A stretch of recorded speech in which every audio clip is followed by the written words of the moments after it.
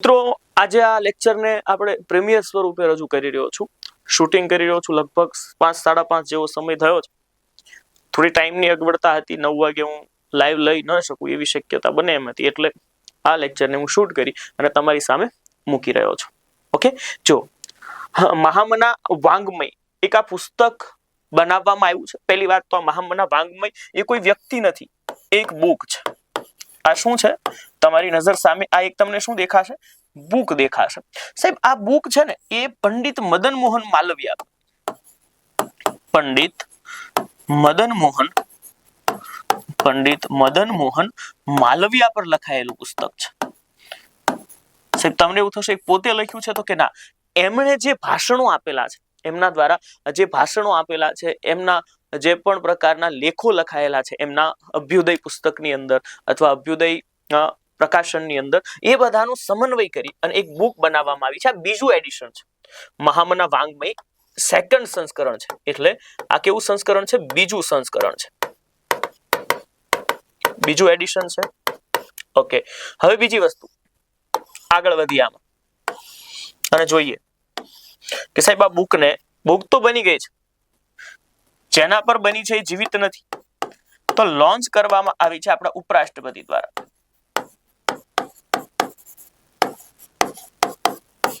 કોના દ્વારા લોન્ચ કરવામાં આવી છે?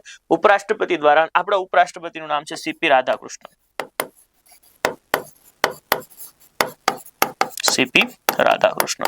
સીપી રાધાકૃષ્ણન વિશે એક પ્રશ્ન એ પણ પૂછાય કે ઉપરાષ્ટ્રપતિ બન્યા એ પહેલા કયા રાજ્યના રાજ્યપાલ હતા? તો મહારાષ્ટ્રના રાજ્યપાલ તરીકે કાર્યરત હતા. એ પણ એક તમારે યાદ રાખી લેવાનું છે. આ બીજું સંસ્કરણ છે. સાહેબ, પ્રથમ સંસ્કરણ જે હતું ને, પ્રથમ સંસ્કરણને નરેન્દ્ર મોદી સાહેબે લોન્ચ કર્યું હતું. કોણે લોન્ચ કર્યું હતું? નરેન્દ્ર મોદી સાહેબ દ્વારા લોન્ચ કરવામાં આવ્યું હતું. પ્રથમ સંસ્કરણને લોન્ચ કરવામાં આવ્યું હતું. બીજું સંસ્કરણ કોણે લોન્ચ કર્યું?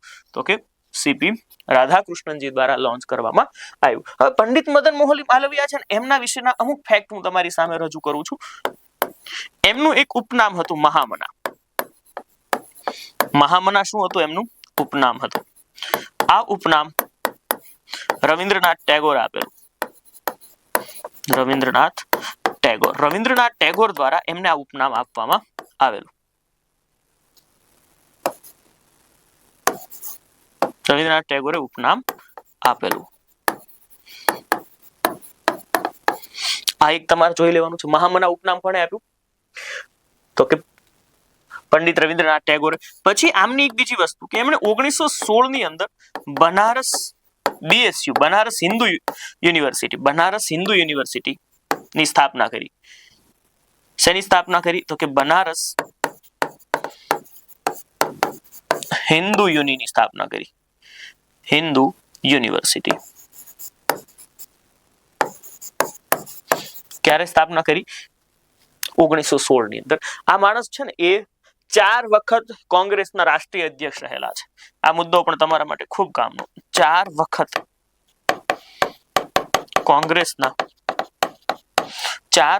કોંગ્રેસના અધ્યક્ષ રહેલા. પછી હજી એક ફેક્ટ છે આમના વિશે, જો તમારે જાણવો હોય તો. 4 વખત કોંગ્રેસના અધ્યક્ષ રહેલા એ પણ બરાબર છે. મહામના તમે એક વસ્તુ એ યાદ રાખી લો, 2014 માં મરણોપરાંત ભારત રત્નથી સન્માનિત કરવામાં આવ્યો. 2014 ની અંદર ભારતનો સર્વશ્રેષ્ઠ પુરસ્કાર ભારત રત્ન અમને આપવામાં આવ્યો. ધ લીડર અને અભ્યુદય, આ બે સમાચાર પત્ર ચલાવતા. ધ લીડર અને અભ્યુદય. ધ લીડર અને અભ્યુદય. ધ લીડર અને આ અભ્યુદય છે ને, એના લેખો, ધ લીડર ની અંદર લખાયેલા લેખો, એના પરથી જ આ મહામના વાંગ્મય બહાર પાડવામાં આવ્યું છે. જો ધ લીડર અને અભ્યુદય આ પત્રિકાઓ હતી એમની. આ બે શું હતી? પત્રિકા તમને જોવા મળી જશે. પછી બીજી વસ્તુ કે એ ટાઈમ્સ ઓફ ઇન્ડિયા, આ ટાઈમ્સ ઓફ ઇન્ડિયાના અધ્યક્ષ પણ રહેલા છે. એ એક તમે સાથે સાથે યાદ રાખી લેજો. અને સત્યમેવ જયતે છે ને, સત્યમેવ જયતે, આ સત્યમેવ જયતેના નારાને પ્રસિદ્ધ કરવા માટે સૌથી વધારે પ્રયત્નો આપણે કરેલા, સૌથી વધારે પ્રયત્ન આમના દ્વારા કરવામાં આવ્યા. તો મેં તમને અહીંયા શું સમજાવ્યું કે ભાઈ મહામના વાંગ્મય, આ મહામના વાંગ્મય એક બુક પંડિત મદન મોહન માલવિયા દ્વારા, અને એનું બીજું સંસ્કરણ લોન્ચ કરવામાં આવ્યું ઉપરાષ્ટ્રપતિ સીપી રાધાકૃષ્ણનજી દ્વારા. પહેલું સંસ્કરણ આપણા વડાપ્રધાને લોન્ચ કર્યું. મહામના વાંગ્મય છે ને એ પુસ્તક કોના પર આધારિત છે, કોના પર લખાયેલું છે? તો પંડિત મદન મોહન માલવિયા પર.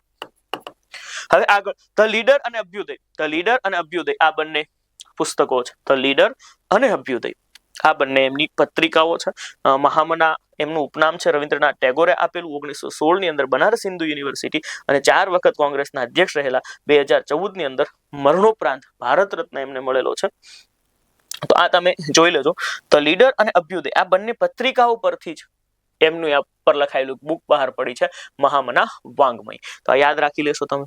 વધીએ સાહેબ શું ક્વેશ્ચન કરી રહ્યા છે પહેલા પ્રશ્નની અંદર એ પણ તમે જોઈ લો.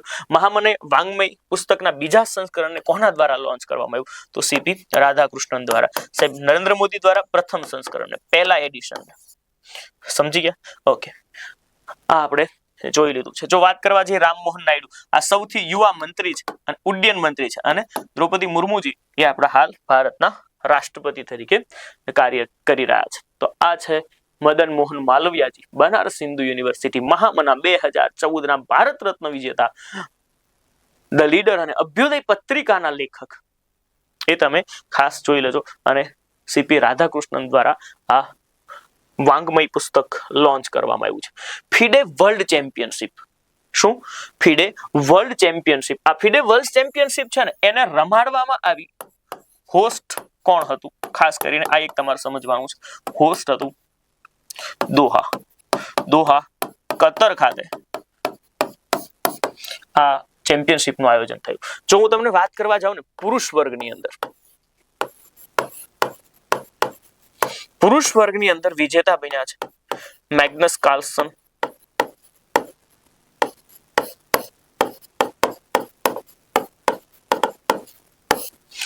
કોણ વિજેતા બન્યું છે?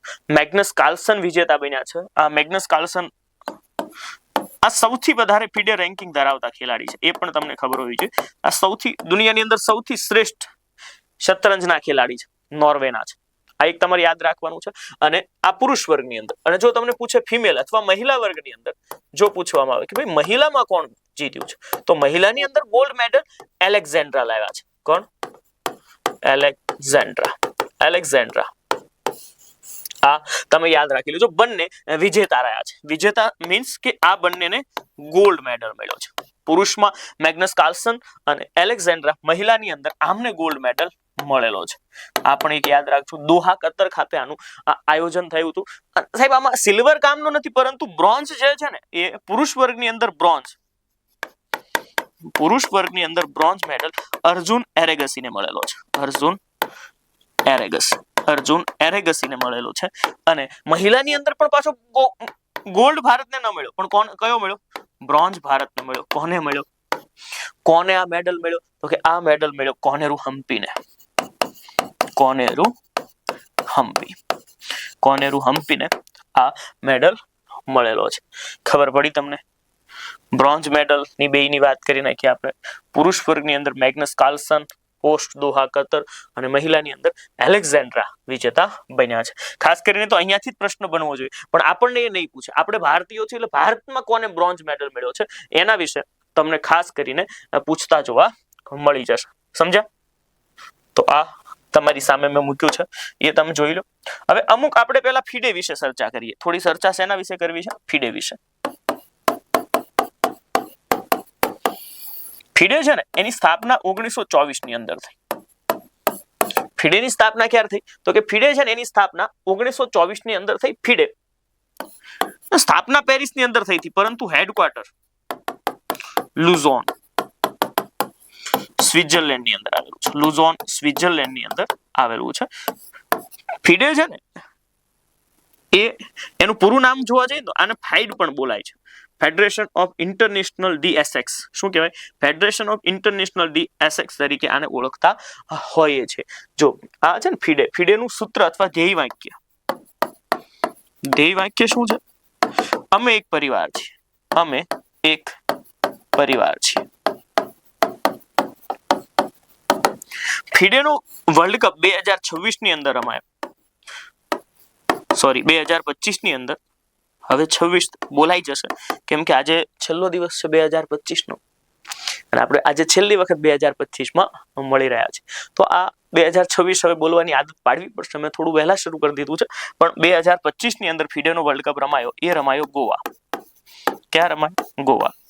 અને આના અંદર 2025 ના ફિડે વર્લ્ડ કપમાં વર્લ્ડ કપ વિજેતા જોવોખીર સિન્ડોરાવ આ યુવાન ઉઝબેકિસ્તાનના ખેલાડી છે. ક્યાંના ખેલાડી છે? ઉઝબેકિસ્તાનના ખેલાડી છે. ધ્યેય વાક્ય શું થયું? અમે એક પરિવાર છીએ. આ વાત શેની મેં કરી તમને?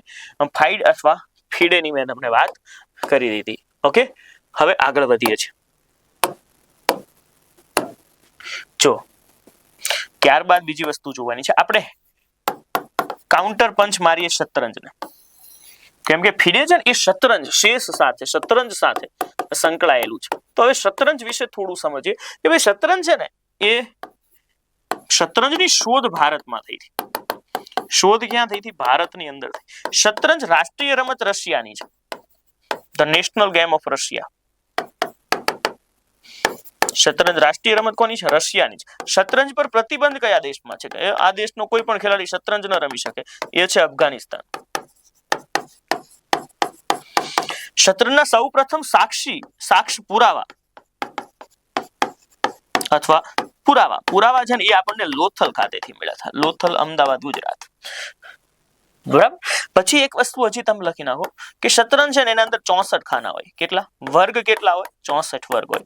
જે ખાના જોવા મળે ને તમને ખાના એટલે આ દેખાડી દઉં અહીંયા કે આ છે ને આવા 64 હોય. 8 છે અહીંયા. 1 થી શરૂ કરી 8 અને A થી શરૂ કરી H સુધી જોવા મળે. A B C D E F G S 8 ને 8 કેટલા થઈ જાય? 64. તો 64 ખાનાઓ જોવા મળે. વર્ગ કેટલા હોય? 64. બે પ્રકારના કૂકરા હોય. રમતની શરૂઆત સફેદથી થાય.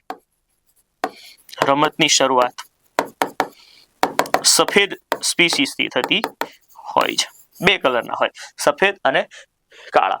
એમાં ટોસ ઉલાળવાની જરૂરિયાત નથી હોતી.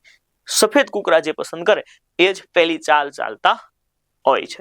એ પણ તમારે યાદ રાખી લેવાનું છે. સમજી ગયા? કિસ્લિંગ એક શબ્દ છે આની સાથે સંકળાયેલો, અથવા કાસ્ટલિંગ અથવા કિસ્લિંગ એક શબ્દ છે જેમાં હાથી અને રાજા એકબીજાને ઇન્ટરચેન્જ કરી શકે છે. એક વખત શું કરી શકે? પોતાનું સ્થાન બદલી શકે. તમે શતરંજ રમતા હો તો તમને ખબર પડે કે સ્થાન બદલે છે. હાથી રાજાની જગ્યાએ હોય છે અને રાજા હાથીની જગ્યાએ હોય છે. આને કિસ્લિંગ અથવા કાસ્ટલિંગ કહેવામાં આવતું હોય છે. પછી આવે છે પ્રમોશન અથવા પાસેન્ટ. અહીંયા તમે જોશો તો તમને એ ખબર પડશે કે અહીંયાથી કૂકરું ચાલવાનું શરૂ કરે, ચાલતું અહીંયા પહોંચી જાય ત્યારે એ કૂકરું જે ધારે એ બની જાય. જો વજીર ધારે, હાથી ધારે, ઊંટ ધારે, ઘોડું, એને જે બનવું હોય એ બની જાય. માનો કે આ બાજુનો ખેલાડી વિરોધ પક્ષના છેલ્લા ખાનાની અંદર પહોંચાડી દે એટલે એ જે ધારે એ બની જાય. એને કહેવાય પ્રમોશન અથવા પાસેન્ટ તરીકે આપણે ઓળખતા હોઈએ છીએ. સમજી ગયા તમે? તો જો ફિડે વર્લ્ડ ચેમ્પિયનશિપ 2025 નું આયોજન ક્યાં કરવામાં આવ્યું? દોહા, ખતર ખાતે. ગોવા ભારતની અંદર શું થયું હતું એ તમને ખબર છે ને કે ગોવા આ ભારતની અંદર જે આયોજન થયું હતું એ શેનું હતું? આયોજન હતું તો કે world cup, FIDE world cup નું આયોજન જોવા મળ્યું હતું. અહીંયા તમારી સામે જોવા મળી રહ્યા છે. હવે આવે છે પરમરુદ્ર. આ પરમરુદ્ર છે ને વાત કરવાની છે આપણે પરમરુદ્રની. તો આ પરમરુદ્ર એક સુપર કોમ્પ્યુટર છે. પરમરુદ્ર એ શું છે? Super computer. તમે કહેશો ઓકે સાહેબ આ સુપર કોમ્પ્યુટર, પરમરુદ્ર એ શું છે? એક પ્રકારનું સુપર કોમ્પ્યુટર છે. ઓકે, પરમરુદ્રને બનાવ્યું કોણે? તો કે IIT પટનાએ. કોણે બનાવ્યું? IIT પટના દ્વારા બનાવવામાં આવ્યું છે.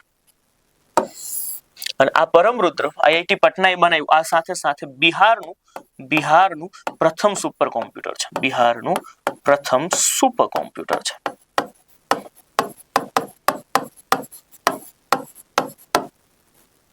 સમજ્યા તમે? બિહારનું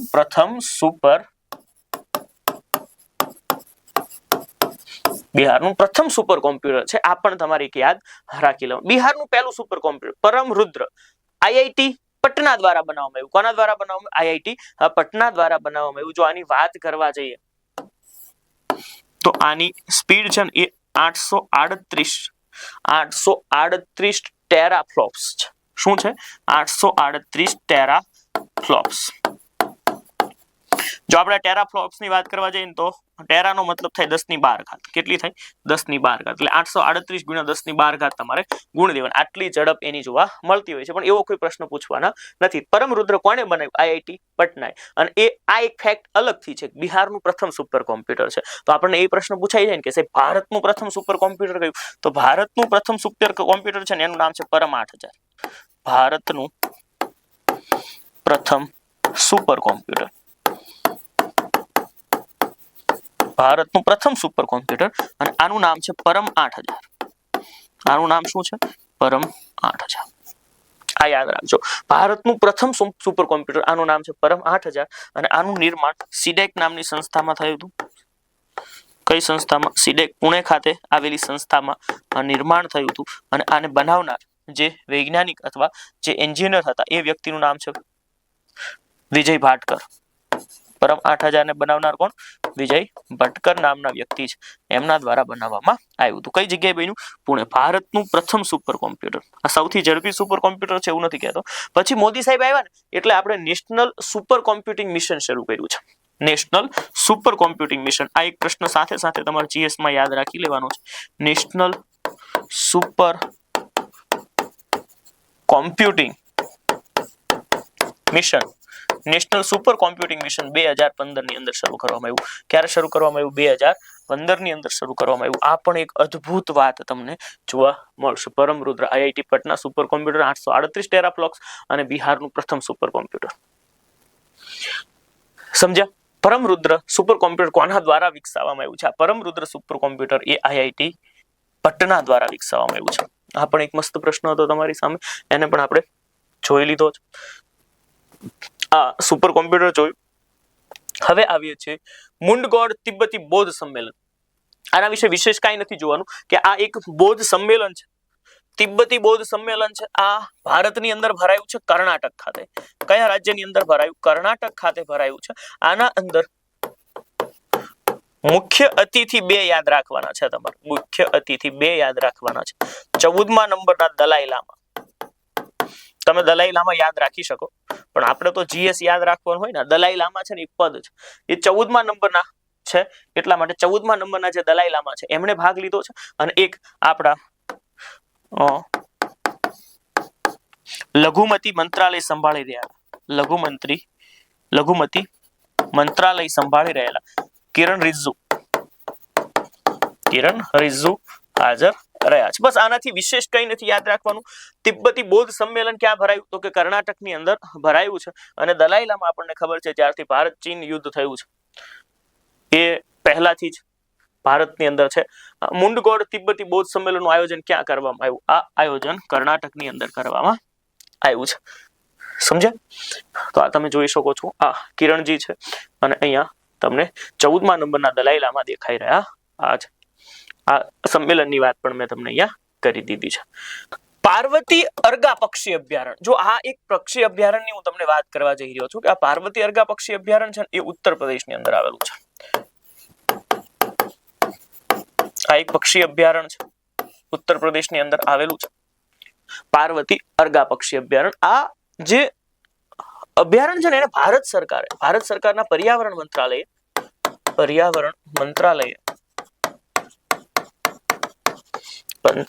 મંત્રાલય દ્વારા ઇકો સેન્સિટિવ ઝોન જાહેર કર્યું છે. ઇકો સેન્સિટિવ ઝોન જાહેર કર્યું છે.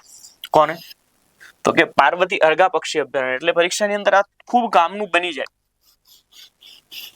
કે નીચેનામાંથી પાર્વતી અર્ગા પક્ષી અભયારણ્ય એ કયા જિલ્લાની અંદર આવેલું છે? તો આ આવેલું છે ઉત્તર પ્રદેશની અંદર. ખાસ કરીને જોવા જઈએ ને સાહેબ તો ગુજરાતની અંદર પણ પક્ષી અભયારણ્યો આવેલા જ છે.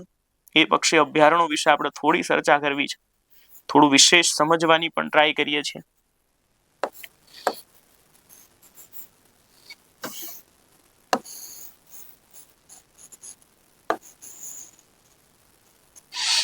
અહીંયા છે ને આ ભાગની અંદર ખાસ કરીને તમે જોજો, આ ભાગ છે ને આખો આ ભાગ, આ બધો જ ભાગ એકલા પક્ષી અભયારણ્ય માટેનો છે. શેના માટેનો છે? પક્ષી અભયારણ્ય માટેનો છે. શરૂઆત આપણે આ સાઈડ થી કરીએ તો અહીંયા પોરબંદર પક્ષી અભયારણ્ય આવ્યું છે. પોરબંદર પક્ષી અભયારણ્ય, પોરબંદર પક્ષી અભયારણ્ય. જિલ્લો લખવાની જરૂર નથી કેમ કે પોરબંદર આ ગુજરાતનું સૌથી નાનું પક્ષી અભયારણ્ય છે. પછી આગળ જોવા જઈશું તો તમને જામનગરની અંદર એક અભયારણ્ય જોવા મળશે, ખીજડીયા પક્ષી અભયારણ્ય. ખીજડીયા પક્ષી અભયારણ્ય, આ ખીજડીયા પક્ષી અભયારણ્ય થશે. ત્યારબાદ તમે આગળ વધશો તો તમને ત્યાં એક નળ સરોવર પક્ષી અભયારણ્ય જોવા મળશે. નળ સરોવરની અંદર પણ વિદેશી પક્ષીઓ, યાયાવર પક્ષીઓ પણ આવતા તમને જોવા મળી જશે. પછી એક આવશે થોળ પક્ષી અભયારણ્ય. થોળ પક્ષી અભયારણ્ય. થોળ છે ને એ મહેસાણા કડીની અંદર આવેલું છે. મહેસાણા જિલ્લો અને કડી. આપણે નળ સરોવરની વાત કરવા જઈએ તો બે જિલ્લાની અંદર ફેલાયેલું છે, એક અમદાવાદ અને સાથે સાથે સુરેન્દ્રનગર. તમે જોવા જશો ખીજડીયા પક્ષી અભયારણ્ય તો આ જામનગરની અંદર આવેલું છે અને પોરબંદર પક્ષી અભયારણ્ય એ પોરબંદરની અંદર છે. આ પણ સાથે સાથે જીએસ તમારે જોઈ લેવાનું છે. એક તમે જોવા જશો તો સુરખાબનગર પક્ષી અભયારણ્ય પણ છે કચ્છની અંદર, સૌથી મોટું અભયારણ્ય સુરખાબનગર પક્ષી અભયારણ્ય. તમે જોવા જશો ને તો આ તમને પક્ષીઓનો પટ્ટો જોવા મળશે. અહીંયા સિંહનો પટ્ટો જોવા મળશે, અહીંયા રીંછનો પટ્ટો જોવા મળશે. આ ભાગની અંદર શું તમને જોવા મળશે? રીંછના પટ્ટાઓ જોવા મળશે. તો આવી રીતે ગુજરાતની અંદર પ્રાણીઓ વહેંચાયેલા છે. દીપડા દરેક જગ્યાએ જોવા મળે, પણ સાથે સાથે એક વસ્તુ યાદ રાખજો કે વાઘ ગુજરાતની અંદર હવે જોવા મળે છે રતનમહાલમાં. રતનમહાલ પક્ષી અભયારણ્યમાં આના અંદર તમને શું જોવા મળે છે? હાલ વાઘ જોવા મળી જાય છે. પાર્વતી અર્ગા પક્ષી અભયારણ્ય જેને તાજેતરમાં પર્યાવરણ મંત્રાલય દ્વારા ઇકો સેન્સિટિવ ઝોન જાહેર કરાયો છે, તે કયા રાજ્યની અંદર આવેલું છે? તો કે ઉત્તર પ્રદેશની અંદર આવેલું જોવા મળી જશે. ખબર પડી તમને આ હું જે કહી રહ્યો છું? પાર્વતી અર્ગા બર્ડ સેન્ચ્યુરીની વાત કરી મેં તમને. હવે આગળ વધીએ છીએ અને આપણા 5 પ્રશ્નો મિત્રો પૂરા થયા છે.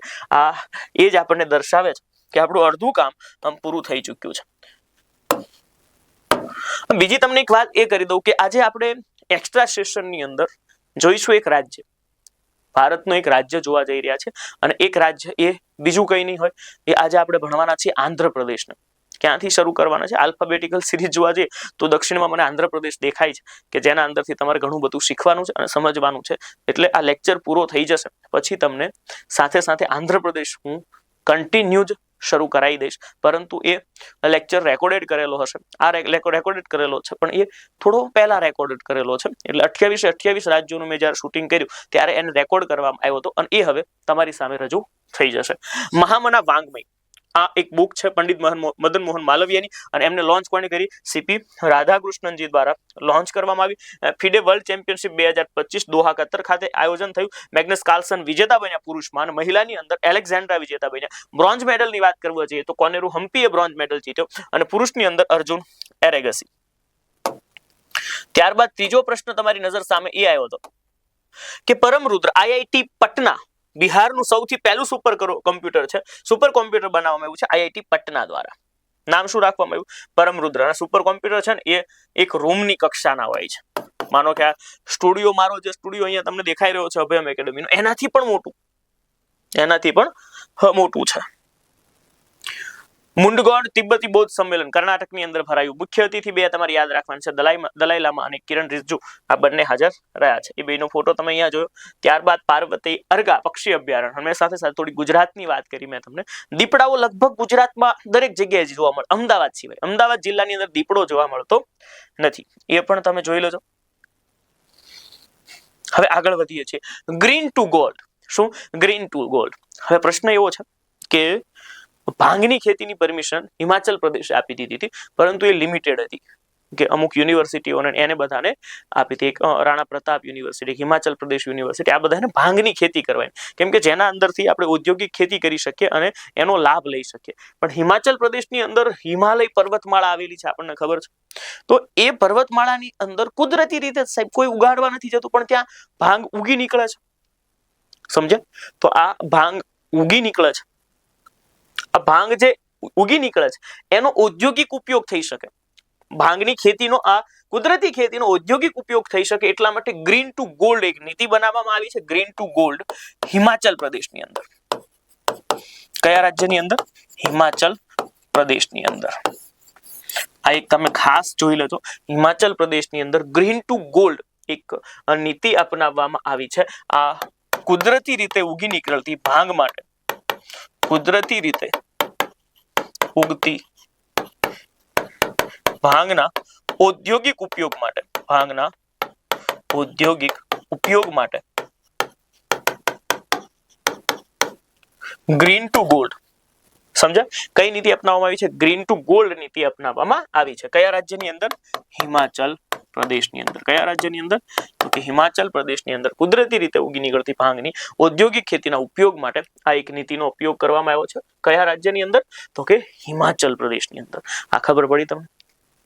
ભાંગની ખેતીની પરમિશન તો 2025 ની શરૂઆતમાં જ આપી દીધી હતી કે હિમાચલ પ્રદેશની અંદર હવે ભાંગની ખેતી કરી શકાશે, પણ આખા રાજ્યની અંદર નહીં. એક બે યુનિવર્સિટીને આપવામાં આવી હતી, એ ખેતી કરતી હતી અને એના આથી ઔષધિક ઉપયોગો જે થઈ શકે ભાંગના એ થતા હતા. પણ લોકલ લોકો જે ભાંગ નીકળે છે ને એને ગેરકાયદેસર કાપી અને નશો કરવામાં આવે છે. તો એ નશો ન થાય અને એનો કાયદેસર જે રીતે ઉપયોગ થતો હોય, કેમ કે આ કુદરતી વનસ્પતિ છે એક પ્રકારની, એનો પણ ઔષધિ ઉપયોગ હોઈ શકે, એનો પણ કંઈક બસ વ્યક્તિઓને સારા કરવામાં કંઈક ઉપયોગ થઈ શકે એવા પ્રકારનું હોય છે. તો એના માટે ગ્રીન ટુ ગોલ્ડ નીતિ અપનાવવામાં આવી છે. સાથે સાથે તમારે એક વસ્તુ જોવાની છે.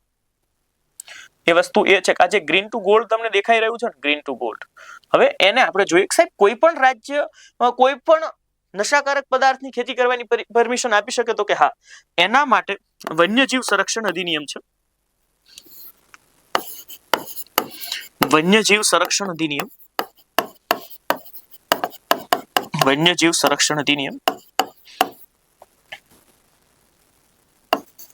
વન્યજીવ સંરક્ષણ અધિનિયમ 1972.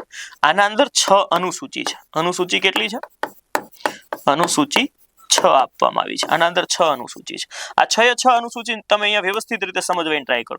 પહેલી અને બીજી અનુસૂચિમાં જે પ્રાણીઓ હોય ને એનો શિકાર કે વ્યાપાર કરવામાં આવે, એ પક્ષીઓનો શિકાર કે એના અંગોનો વ્યાપાર કરવામાં આવે તો કઠોર સજા આપવામાં આવે. કેવી સજા આપવામાં આવે? કઠોર સજા આપવામાં આવે. તમે કહેશો ઓકે. પછી આના અંદર છે ને એ અનુસૂચિ 3 અને 4 છે. સાથે સાથે અનુસૂચિ કઈ છે? 3 અને 4. જો આના અંદર શિકાર અને વ્યાપાર કરવામાં આવે તો થોડી હળવા પ્રકારની પણ સજા તો આપવામાં આવે. શિકાર કે વ્યાપાર ન કરી શકાય.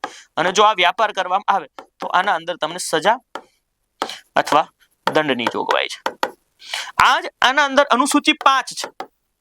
શું છે? અનુસૂચિ 5 છે. અનુસૂચિ 5 માં લખ્યું છે શિકાર કરી શકાય. શિકાર કોનો કરી શકાય? જેમ કે ઉંદર છે, ભૂંડ છે, આવા અમુક પ્રાણીઓ છે જેના શિકારની પરમિશન આપવામાં આવી છે માણસોને.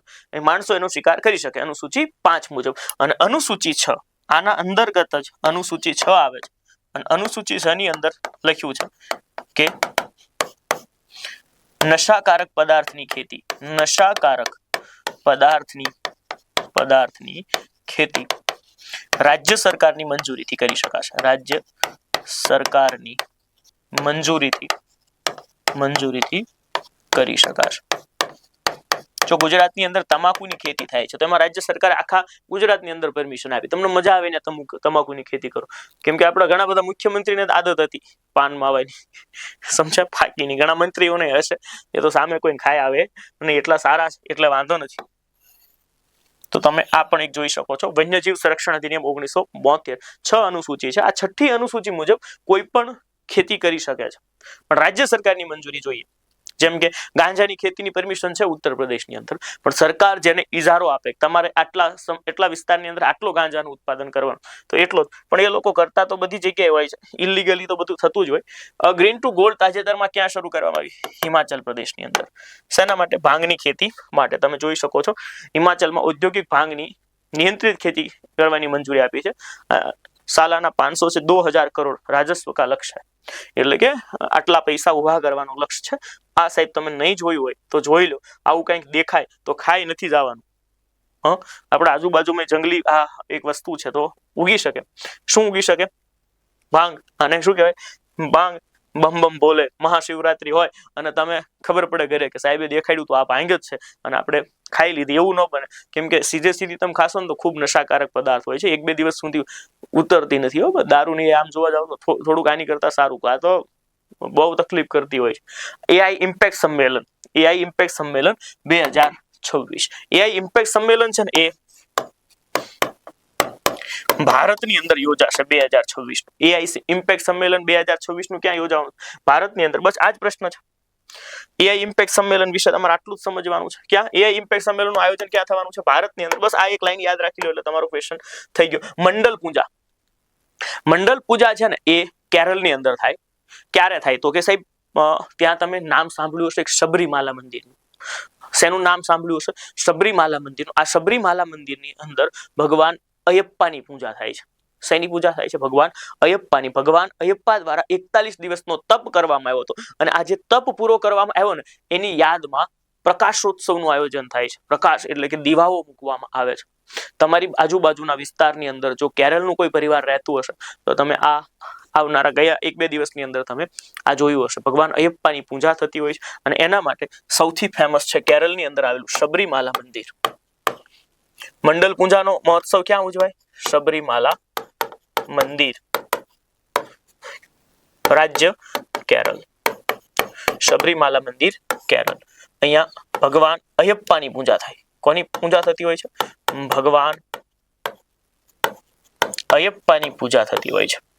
એ પણ તમે એક વખત યાદ રાખી લેજો. સાહેબ કયા ઉપલક્ષની અંદર? તો કે ભગવાન અયપ્પા જે છે ને એમને 41 દિવસના તપ પૂર્ણ કર્યો તેની યાદમાં. 41 દિવસનો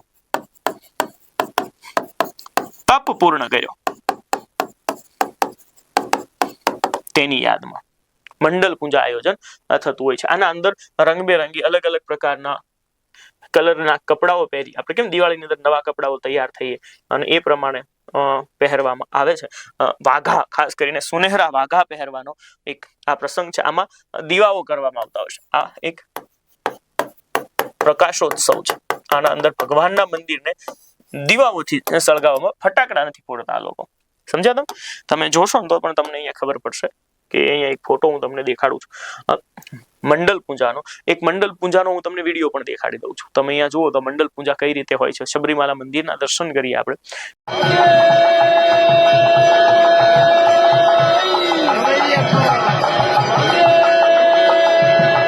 સરસ. તો તમે જોયું કે કઈ રીતે શબરીમાલા મંદિરની અંદર આ તહેવાર ઉજવાય છે.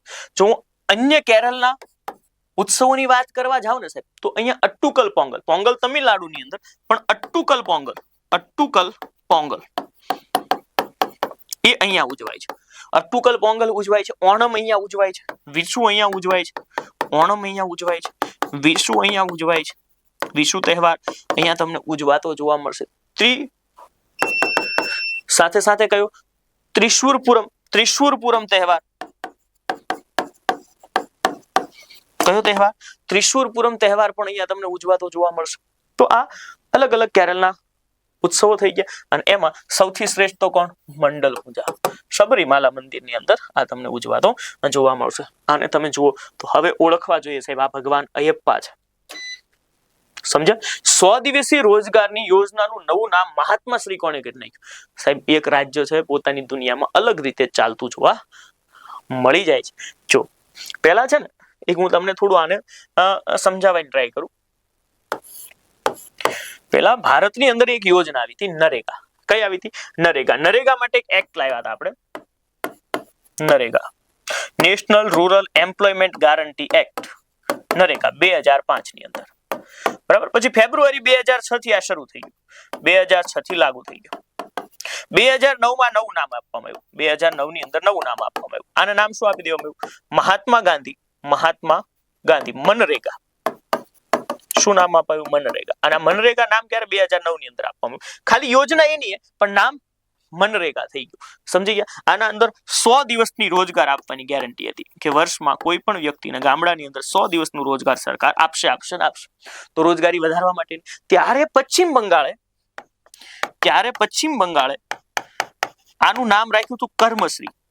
યોજનાનું નામ શું રાખ્યું હતું? કર્મશ્રી. યોજનાનું નામ શું? કર્મશ્રી. હવે આ યોજનાનું નામ સરકારે બદલી નાખ્યું છે અને સરકારે નામ શું રાખ્યું છે?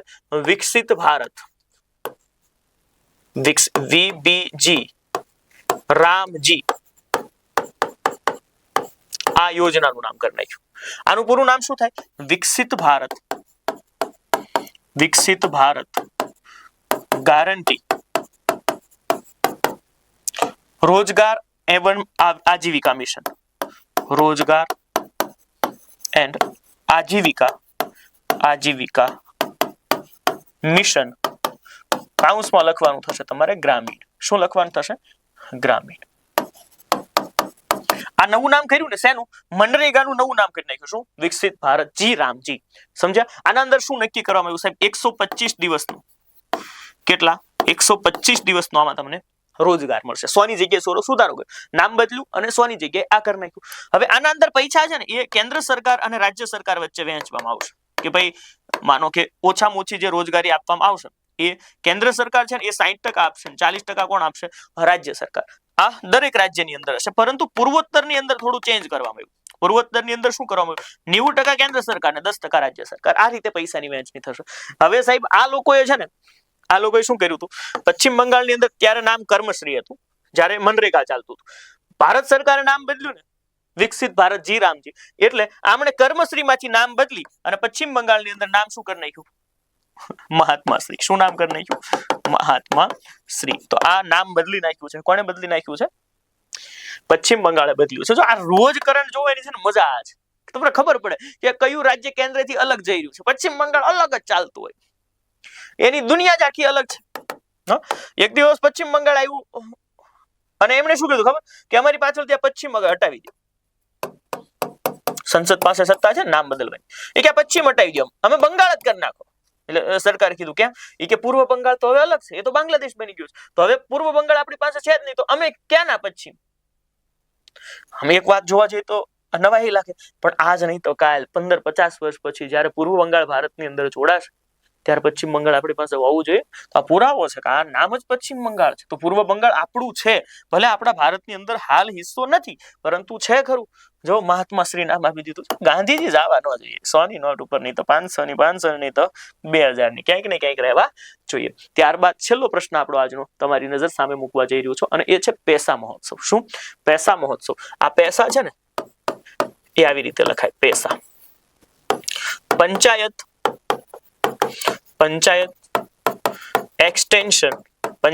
Extension four schedule area. Panchayat extension four schedule area. Panchayat extension four schedule area 2025. Panchayat extension four schedule area 2025. આ મહોત્સવ ઉજવાયો છે, પૈસા મહોત્સવ 2025 ની અંદર. બાકી આ કાયદો 1996 નો છે. આમાં શું હતું તમને બધાને ખબર હશે કે આપણો પંચાયતી રાજનો એક ભાગ છે, ભાગ 9. ભાગ 9 ની અંદર અનુચ્છેદ છે 243 થી શરૂ કરી 243 ઓ સુધી, અને આના અંદર એક અનુચ્છેદ છે 243 એમ. આ એમ શું કહે છે ખબર? અમુક રાજ્યોમાં પંચાયતી રાજ ન લાગુ કરવું. અમુક રાજ્યોમાં પંચાયતી રાજ ન લાગુ કરવા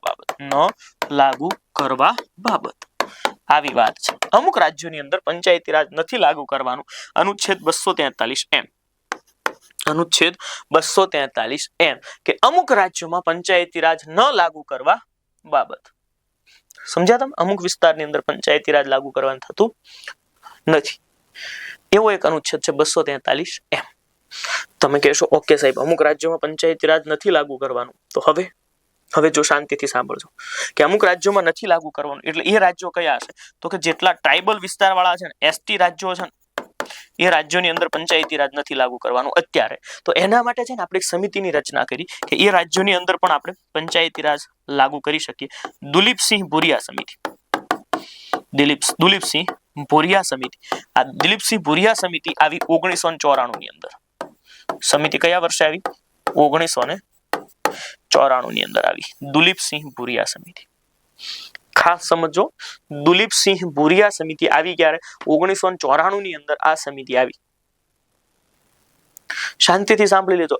દુલીપસિંહ ભુરિયા સમિતિ 1994 ની અંદર આવી અને આ જે સમિતિ હતી દુલીપસિંહ ભુરિયા સમિતિ. આમણે એક કાયદો બનાવ્યો અને એ કાયદાનું નામ છે પેસા. પેસા એટલે શું? પંચાયત એક્સટેન્શન. આ 1996 નો કાયદો હતો. દિલીપસિંહ ભુરિયા સમિતિ ક્યારે? 1994 ની અંદર આવી અને આ 24 ડિસેમ્બર થી લાગુ થઈ ગયો. પેસા એક્ટ ક્યારે લાગુ થયો? 24 ડિસેમ્બર 1996 થી આ કાયદો લાગુ થઈ ગયો. અને જે આદિવાસી વિસ્તારો છે ને ત્યાં પણ અલગ સુધારા સાથે પંચાયતી રાજ લાગુ થયું. તો આ પેસા એક્ટ શું છે? પંચાયતી રાજ ક્યાં લાગુ કરવાનું? તો કે એસટી વિસ્તારની અંદર, એટલે કે આદિજાતિ વિસ્તાર છે ત્યાં. અને panchayat extension four schedule area મહોત્સવ 2025 નો આ મહોત્સવ એ પેસા મહોત્સવ ઉજવાયો વિશાખાપટ્ટનમ ખાતે. ક્યાં ઉજવાયો? વિશાખાપટ્ટનમ ખાતે. અને આ મહોત્સવ દર વર્ષે 24 ડિસેમ્બરના રોજ ઉજવવામાં આવે. કેમ? કેમ કે આ દિવસે પેસા એક્ટ લાગુ થયો હતો. સમજી ગયા? તો આદિવાસી વિસ્તારની અંદર કઈ રીતે પંચાયતી રાજ લાગુ કરવું એના માટે. તો આ તમારી સામે દેખાઈ રહ્યું છે કે આ કઈ રીતે આ પેસા મોડલ કામ કરી રહ્યું છે. ત્યારબાદ તમારી નજર સામે આવશે પોલીસ પ્લાનિંગ ટેસ્ટ. આ police planning test coming soon છે સાહેબ. થોડા જ સમયની અંદર 21 જાન્યુઆરી થી આ લોન્ચ થશે. મતલબ કે એક ટેસ્ટ લેવાની શરૂ થઈ જશે. 1-2 દિવસની અંદર આની તમને અમે પૂર્ણ માહિતી આપી દઈશું. 3 કે 4 તારીખે લાઈવ લેક્ચર એક અલગથી લઈશું અને એના અંદર તમને સમજાવશું કે આ ટેસ્ટ શું છે. કોન્સ્ટેબલના વિદ્યાર્થીઓ કઈ રીતે આ પોલીસ પ્લાનિંગ ટેસ્ટ આપી શકે છે. અને ટૂંકમાં આપણે કહીએ છીએ PPT, પોલીસ પ્લાનિંગ ટેસ્ટ. સમજી ગયા તમે? બાકી બ્રહ્માસ્ત્ર કોર્સ તમને 3 જાન્યુઆરી સુધી, ખાસ સાંભળી લેજો, આ નવા ઓફરમાં નવા વર્ષ માટે 3 જાન્યુઆરી સુધી 999 રૂપિયાની અંદર મળશે. બાકી પછીથી આની કિંમત 1999 રૂપિયા કરવામાં આવશે. કિંમત કેટલી કરી નાખવામાં આવશે? 1999 કરી દેવામાં આવશે. ભારતનું બંધારણ 216 રૂપિયાની અંદર તમને મળવાનું છે. આપણે અહીં એક કામ એ કરી લઈએ, પહેલા આ દિવસોનું એક રિવિઝન કરી નાખીએ. ગઈકાલના ગુજરાતને કેટલા વર્ષ પછી ફરી ટાઈગર સ્ટેટ બનાવવામાં આવ્યું? 33 વર્ષ પછી. ટાઈગર જોવામાં ક્યાં મળ્યો? તો કે રતનમહાલ. રતનમહાલની અંદર જોવા મળ્યો. ક્યાં જોવા મળ્યો? રતનમહાલની અંદર. મુખ્ય સચિવોનું 5મું રાષ્ટ્રીય સંમેલનનું આયોજન ક્યાં થયું? મુખ્ય સચિવોનું 5મું રાષ્ટ્રીય સંમેલનનું આયોજન ક્યાં થયું? નવી દિલ્હીની અંદર કરવામાં આવ્યું છે. તાજેતરમાં કઈ 3 એરલાઇન્સને એનઓસી આપવામાં આવ્યું? અલ હિન્દ એરલાઇન્સ, શંખ એરલાઇન્સ અને ફ્લાય એક્સપ્રેસ. જો અલ હિન્દ છે ને એ કેરળની છે, શંખ ઉત્તર પ્રદેશની છે, ફ્લાય હૈદરાબાદની છે. ઓપરેશન આઘાત તાજેતરમાં દિલ્હીની અંદર જુગાર, ડ્રગ્સ વાળા એ બધા માફિયાઓને પકડવા માટે. પછી આવ્યું છે રિજનલ પોલ્યુશન રિસ્પોન્સ એક્સરસાઇઝ. આનું આયોજન મુંબઈ ખાતે કર્યું. કોણે કર્યું? તો કે ઇન્ડિયન કોસ્ટ ગાર્ડ, ICG એ કર્યું. આ પણ આપણને ખબર છે. દુલહસ્તી સ્ટેજ 2 ચિનાબ નદી પર બનાવવામાં આવ્યો આ પુલ. ત્યારબાદ આ પ્રશ્નો પણ તમારા અહીં પૂરા થઈ જાય છે. આપણે એક વખત પહેલેથી બધા જ ક્વેશ્ચન જોઈ લઈએ. પહેલેથી બધા જ ક્વેશ્ચન જોવાની ટ્રાય કરીએ છીએ. એક વખત 10 પ્રશ્નોનું રિવિઝન કરી નાખીએ તો તમને દેખાશે અહીંયા કે મહામના વાંગમય. ત્યારબાદ એક મહામના વાંગમય પુસ્તક કોણે લોન્ચ કર્યું? તો કે CP રાધાકૃષ્ણનજી દ્વારા લોન્ચ કરવામાં આવ્યું. આ એક તમે યાદ રાખી લો. ત્યારબાદ ફિડે વર્લ્ડ ચેમ્પિયનશિપ મેગ્નસ કાર્લસન અને એલેક્ઝાન્ડ્રા. આ તમે જોઈ લીધો પ્રશ્ન. પછી તમે જોવા જશો તો દોહા કતર ખાતે આયોજન થયું છે. પરમરુદ્ર પટનાએ બનાવેલું સુપર કોમ્પ્યુટર છે. 838 ટેરાફ્લોપ્સ ની સ્પીડ ધરાવે છે. પછી મુંડગોળ તિબ્બત સંમેલન કર્ણાટક ખાતે યોજાયું છે. આ પણ એક યાદ રાખજો.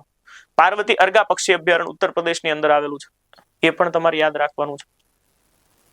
Green to gold Himachal Pradesh. AI impact સંમેલન ભારત. મંડલ પૂજા સબરીમાલા મંદિરની અંદર ભગવાન અયપ્પાએ 41 દિવસની તપશ્ચર્યા પૂરી કરી. એ પછી 100 દિવસનું આ નામ છે ને એ રોજગાર એનું મહાત્મા શ્રી નામ કરી નાખ્યું છે. અને પેસા એક્ટ વિશાખાપટ્ટનમ ખાતે ઉજવવામાં આવ્યો છે. તો આ તમારા અહીં 10 પ્રશ્નોનું રિવિઝન પૂરું થઈ જાય છે. આજનું કરંટ આ આપણો 2025 નો મિત્રો છેલ્લો લેક્ચર છે. નવા વર્ષની શરૂઆત આવતીકાલે આપણે ફરીવાર કરીશું. મળીશું 9 વાગે. પણ અત્યારે તમે એક રાજ્ય ભણવા જઈ રહ્યા છો. સંપૂર્ણ રીતે અભ્યાસ કરો સાહેબ. જેટલું નોલેજ આપું છું એ લેવાની ટ્રાય કરજો. આની કિંમત નથી પરંતુ કિંમતી બહુ છે. જય હિન્દ.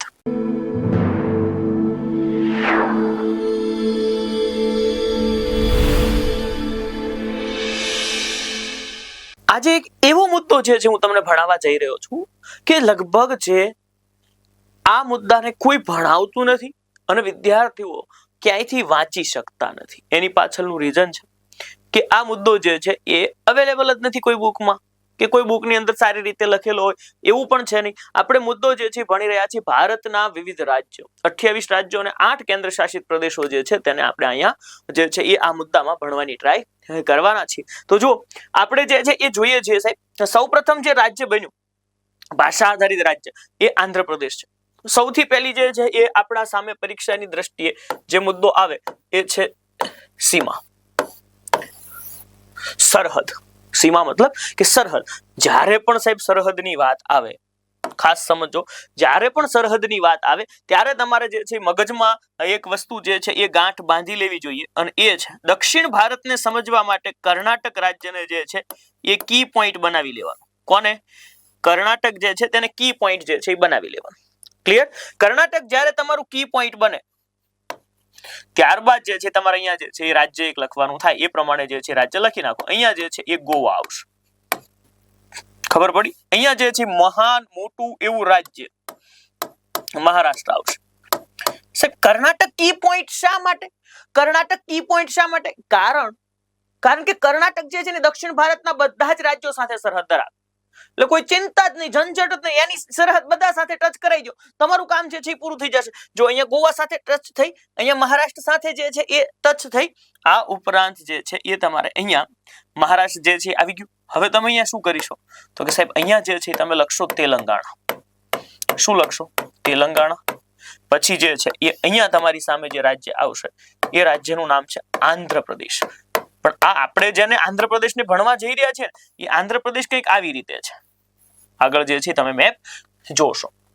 તો આંધ્રપ્રદેશ આપણે જેને ભણવાનું છે એનું હાઇલાઇટ કરી દો. બીજું કઈ નહીં. જો ગોવાની સરહદ મહારાષ્ટ્રને અડે, પણ ગોવા જે છે તેલંગાણા સાથે સરહદ ન ધરાવે, કેમ કે આવી રીતે આમ ઠેકીને સરહદ ન ધરાય. આ જે છે માનો કે આ મહારાષ્ટ્ર થઈ ગયું, આ જે છે શું થઈ ગયું? તેલંગાણા થઈ ગયું. તો મહારાષ્ટ્રની સરહદ તેલંગાણા સાથે અડે, મહારાષ્ટ્રની સરહદ ગોવા સાથે પણ અડે, પણ તેલંગાણા ગોવા સાથે ટચ ન થાય અને આંધ્રપ્રદેશ મહારાષ્ટ્ર સાથે ટચ ન થાય, કેમ કે વચ્ચે કોણ આવી ગયું? તેલંગાણા જે છે એ આવી ગયું. હવે જે છે આ જ રીતે જે છે તમે જુઓ, અહીંયા જે છે તમારી સામે અહીંયા નીચે જે રાજ્ય આવે છે એ કયું છે? તમિલનાડુ. કયું? તમિલનાડુ. ઓકે, તમિલનાડુ જે છે નીચે આવી ગયું. અને હવે અહીંયા જે છે એ કેરળ આવી જશે. અહીંયા કોણ આવી જશે? કેરળ. એટલે તમે અહીંયા જે છે મસ્ત મજાનો સૌથી અગત્યનો મુદ્દો, કેરળ જે છે એ આંધ્રપ્રદેશ સાથે સરહદ ન ધરાવે અને તમિલનાડુ તેલંગાણા સાથે સરહદ ન ધરાવે. આટલું મસ્ત મજાનું સમજી જવાનું છે, બીજું આમાં કાંઈ નથી. આંધ્રપ્રદેશની સરહદ તો હું તમને જે છે એ આજ મેપની અંદર જે છે તમને ખબર પડી ગઈ, તમિલનાડુની સરહદ ખબર પડી ગઈ, કેરળની ખબર પડી ગઈ. અહીંયા શું છે તો કે ગોવા કોની સાથે સરહદ ધરાવે? જો મહારાષ્ટ્ર, કર્ણાટક અને ગોવા. બરાબર? કર્ણાટક કોની સાથે સરહદ ધરાવે? તો કે આ બધા સાથે કર્ણાટક સરહદ ધરાવે. આપણે અત્યારે કોને હાઇલાઇટ કરી રહ્યા છે? આંધ્રપ્રદેશ. તો આંધ્રપ્રદેશ જે છે એ તમિલનાડુ સાથે સરહદ ધરાવે, પણ કેરળ સાથે જે છે આંધ્રપ્રદેશ સરહદ ન ધરાવે. આ બે એકબીજા સાથે સરહદ ધરાવે, આ બે એકબીજા સાથે, પણ આવી રીતે આમ ઠેકીને કેરળ સરહદ ધરાવશે નહીં. તમે અહીંયા જે છે મેપમાં પણ જોઈ શકો છો, કેરળ જે છે આંધ્રપ્રદેશ સાથે સરહદ ધરાવે નહીં, કેમ કે આપણું જે કર્ણાટક છે ને એ તમામ રાજ્યો સાથે સરહદ ધરાવતું જોવા મળે. જો અહીંયા છે ગોવા. ખબર પડી તમને? હવે સાહેબ આ તો દક્ષિણ ભારતના રાજ્યો, એક મહારાષ્ટ્ર ને ગોવા જે છે આપણે લીધું. આંધ્રપ્રદેશ જે છે આ દક્ષિણ ભારતના રાજ્યો સિવાય હા ઓછી યાદ રાખવાનું. દક્ષિણ ભારતમાં તમારે જે છે એ ઓછી યાદ રાખવું પડશે, એટલે કે ઓડિશા અને અહીંયા જે રહેલું છે તે છત્તીસગઢ. મહારાષ્ટ્ર છત્તીસગઢ સરહદ ધરાવે, ઓડિશા સરહદ જે છે એ ધરાવતું તમને અહીંયા જોવા મળી જશે. ખબર પડી? આ રીતે અહીંયા પણ સરહદ ટચ થશે અને અહીંયા પણ સરહદ જે છે આ જે છે તમે એક ખાસ યાદ રાખી લેજો. અહીંયા ઓડિશા સાથે સરહદ થશે અને છત્તીસગઢ સરહદ સાથે ટચ થશે. એટલે તેલંગાણા જે છે એ ઓડિશા સાથે સરહદ નહીં ધરાવે. આવું નોટ કરી લખી નાખવાનું. તેલંગાણા, તમિલનાડુ અને ઓડિશા કોણ કોની સાથે સરહદ નથી ધરાવતું એ ખાસ યાદ રાખવાનું. તો તેલંગાણા જે છે એ ઓડિશા અને તમિલનાડુ સાથે સરહદ નથી ધરાવતું. હું જે છે અહીંયા મસ્ત મજાનું આપણે ઓડિશાને હાઇલાઇટ કરવાનું છે, એટલા માટે આપણે ભણીશું. આંધ્રપ્રદેશને જે છે એ મોટું હાઇલાઇટ કરીને લખી દઈશ અને ઓડિશા જે છે એ મધ્ય ભારત અથવા પૂર્વીય ભારત તરફ જે છે તમે લખો છો, એટલા માટે જે છે એ તમને કોઈ પણ પ્રકારની તકલીફ ન થાય એવું જે છે આપણે કામ કરવાની ટ્રાય કરીએ. તમારે સૌથી પહેલા જે છે એ લખી નાખવાનું છે કર્ણાટક. કર્ણાટક જે છે એ અહીંયા નાના એવા ગોવા સાથે સરહદ ધરાવે. કર્ણાટક ઉપર મહારાષ્ટ્ર સાથે સરહદ ધરાવે. કર્ણાટક જે છે એ તેલંગાણા સાથે સરહદ ધરાવે. હું આખા ભારતને એક સાથે જે છે એ દેખાડી દઈશ, પણ આપણે જે રાજ્યને ભણવાનું છે એ રાજ્યને ભણતા જઈશું. દક્ષિણ ભારત ભણાવીશ, ઉત્તર ભારત ભણાવીશ, પૂર્વીય ભારત ભણાવીશ, મધ્ય ભારતની લાઈન જે છે કરાવી દઈશ ને આખા ભારતને મિક્સ કરી દઈશ. એટલે તમારું કામ જે છે અહીંયા ઈઝી થઈ જશે. જો કર્ણાટક, ગોવા, મહારાષ્ટ્ર, તેલંગાણા, પછી જે છે એ અહીંયા આવશે આંધ્રપ્રદેશ. અહીંયા તમારી સામે કોણ આવશે? આંધ્રપ્રદેશ. હમણાં આપણે હાઇલાઇટ કરી દઈએ કે આંધ્રપ્રદેશ જે છે ક્યાં ક્યાં સરહદ ધરાવે. અહીંયા જે છે આવશે તમિલનાડુ. બધા રાજ્યો આવી રીતે ક્રમમાં લખી નાખવાના એટલે તમારું કામ જે છે ઈઝી થઈ ગયું. કેરળ હવે જે છે ને આ આવી રીતે આમ ઠેકશે નહીં. ગોવા તેલંગાણા સરહદ ટચ નહીં કરે, તેલંગાણા તમિલનાડુ નહીં, કેરળ આંધ્રપ્રદેશ ને નહીં, આંધ્રપ્રદેશ મહારાષ્ટ્ર ને નહીં. ખબર પડી? અહીંયા જે છે એ આંધ્રપ્રદેશ જે છે એ અહીંયા ઓડિશા સાથે સરહદ ધરાવે છે. એ એક તમારે યાદ રાખો, ઓછી યાદ રાખજો. આંધ્રપ્રદેશ ઓછી એટલે અહીંયા છત્તીસગઢ પણ જે છે તમને મળી જશે. ખબર પડી ગઈ તમને આટલી? તો તેલંગાણા જે છે ઓડિશા સાથે સરહદ ધરાવશે નહીં. ખબર પડી? તેલંગાણા જે છે ઓડિશા સાથે સરહદ નહીં ધરાવે. મહારાષ્ટ્ર છત્તીસગઢ સાથે જે છે સરહદ ધરાવે છે. આટલું જે છે તમારે યાદ રાખવાનું છે. પણ અત્યારે આ મહારાષ્ટ્રને આપણે હાઇલાઇટ નથી કરવાનું. તો આપણે કોને હાઇલાઇટ કરી રહ્યા છે? આપણે હાઇલાઇટ કરી રહ્યા છે આંધ્રપ્રદેશ. તો અહીંયા ઓડિશા જે છે એ થઈ ગયું, અહીંયા છત્તીસગઢ થઈ ગયું. સાહેબ તમારું કામ તો ઈઝી થઈ ગયું ને? તમારું કામ જે છે તમે ઈઝી કરી દીધું ને? હે, હું હવે જે છે તમને હાઇલાઇટ કરી દઉં છું. એનાથી વિશેષ શું આપણે જોઈએ? હે ને, એનાથી વિશેષ જે છે આપણે શું જોઈએ? કે હવે જે મુદ્દો છે એ મુદ્દો હું તમને હાઇલાઇટ કરવા જે છે જઈ રહ્યો છું. કે જો આપણું આ આંધ્રપ્રદેશ છે, આપણું આંધ્રપ્રદેશ જે છે એ આંધ્રપ્રદેશ કોની સાથે સરહદ ધરાવે? તો કે સાહેબ એક તમિલનાડુ, અહીંયા ઉપર ઓડિશા સાથે જે છે સરહદ ધરાવશે. એ તો અલગ કલરની અંદર જ જે છે એ છે. એ ઓડિશા સાથે સરહદ ધરાવશે, એ છત્તીસગઢ સાથે જે છે સરહદ ધરાવશે, એ તેલંગાણા સાથે જે છે એ સરહદ ધરાવશે, એ કર્ણાટક સાથે સરહદ ધરાવશે.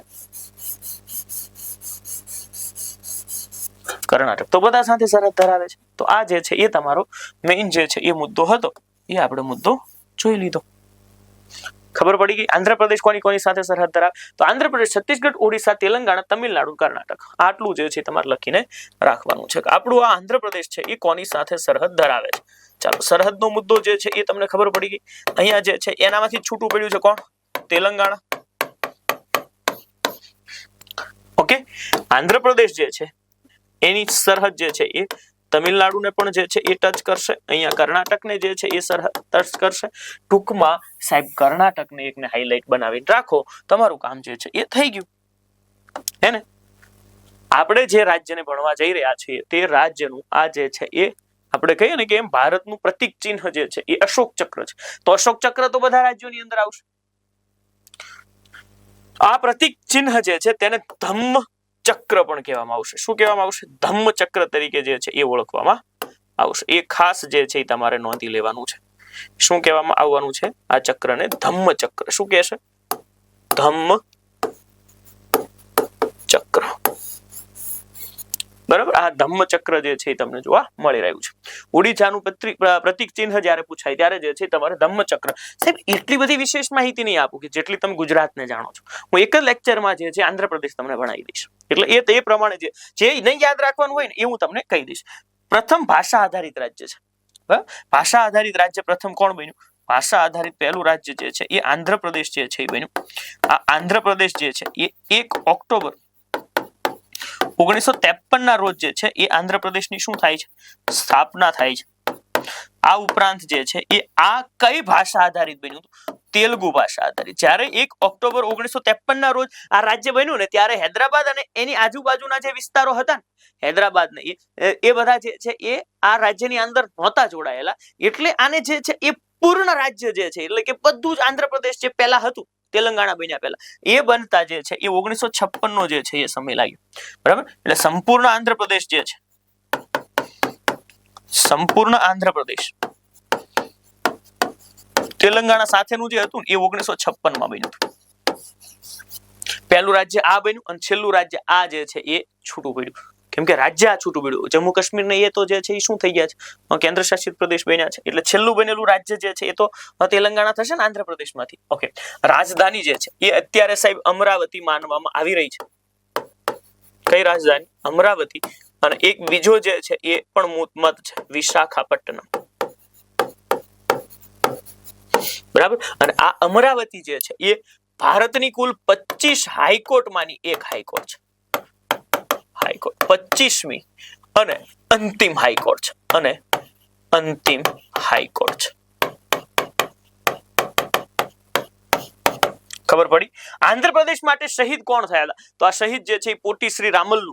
આ પોટી શ્રી રામલ્લુ જે છે એ આંધ્રપ્રદેશ રાજ્ય માટે જે છે એ શહીદ થયેલા. પોટી શ્રી રામલ્લુ. આ પોટી શ્રી રામલ્લુ જે છે એ 58 દિવસનો જે છે એ આમરણ ઉપવાસ કરીને શહીદ થયા હતા. એટલા માટે એમની યાદમાં જે છે એ આ 58 ફૂટનું જે છે એ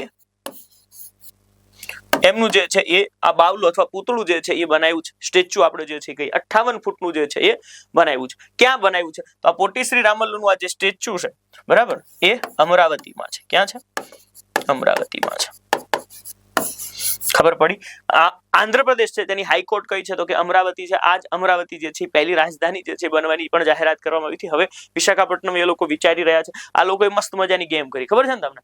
ન ખબર હોય તો એટલે તમે જે છે ભણી રહ્યા છો ને. જો આ લોકોએ ગેમ કેવી કરી કે સૌપ્રથમ જે છે એ એમણે એવું કીધું કે અમરાવતી જે છે રાજધાની બનાવી. તો આંધ્રપ્રદેશના જે મોટા ઉદ્યોગકારો હતા બરાબર છે, જે બિઝનેસમેન જેટલા પણ હતા એ બધા જે છે એ અમરાવતીની અંદર જે છે ઇન્વેસ્ટ કર્યું. ખૂબ ઇન્વેસ્ટ કર્યું જે છે એ પૂરેપૂરી એક લિમિટ સુધી જે છે ઇન્વેસ્ટ કર્યું. એટલે ત્યાંની જે છે એ જમીન પ્રોપર્ટી બધા જ ભાવ જે છે એકદમ હાઈ વયા ગયા. પછી આ લોકોએ જાહેરાત કરી કે અમે જે છે એ અમારી આર્થિક રાજધાની જે છે એ વિશાખાપટ્ટનમને બનાવીએ છીએ. આવું જે છે એ હજી ગડમથલ ચાલી રહી છે કે કોણ જે છે. પણ તમારે આ એક યાદ રાખી લેવાનું છે કે 25મી છેલ્લી હાઈકોર્ટ અમરાવતી હાઈકોર્ટ જે છે એ બની. આ જે છે બે મુદ્દા જે છે તમને ખબર પડી ગઈ. આંધ્રપ્રદેશના પ્રથમ સીએમ આ છે ટી પ્રકાશન. સૌથી વધારે આ જે છે એ પ્રશ્ન પૂછાય છે ટી પ્રકાશનનો. કોનો પ્રશ્ન પૂછાય છે? ટી પ્રકાશન.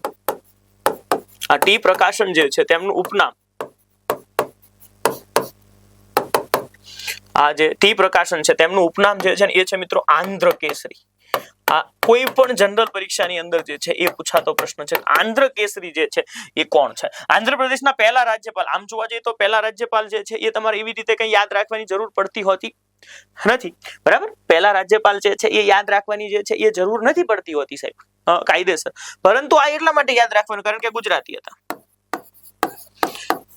ચંદુલાલ ત્રિવેદી. ઓકે.